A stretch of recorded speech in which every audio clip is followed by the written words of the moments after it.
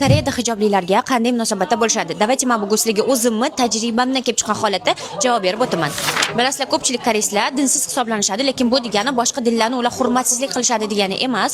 Koreyslar o'zi dinsiz bo'lsa ham, lekin boshqa dinlarga bo'lgan hurmatni o'z joyida saqlab qo'yishadi. Men o'zim suhbatda bo'lgan juda ham ko'p koreyslar islom diniga e'tiqod qiladigan insonlarni sabriga qoyil qolaman deb aytishadi. Chunki koreyslarning nazdida shunaqaki, islom dinida chegaralangan narsalar, qilsa bo'ladigan, qilish mumkin bo'lmagan narsalar haddan tashqari ko'p deb o'ylashadi. Bu koreyslarning fikri.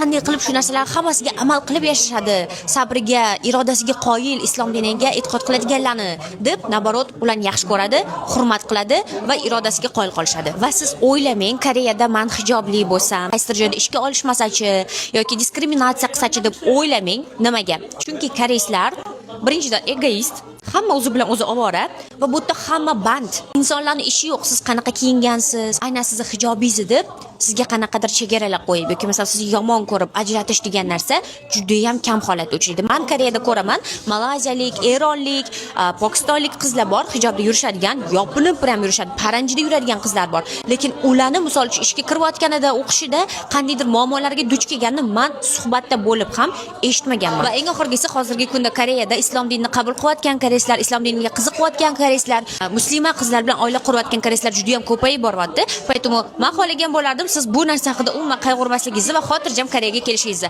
Bu joyda sizni hijobingiz va e'tiqod qiladigan diningiz hech qanaqa to'sqinlik tug'dirmaydi.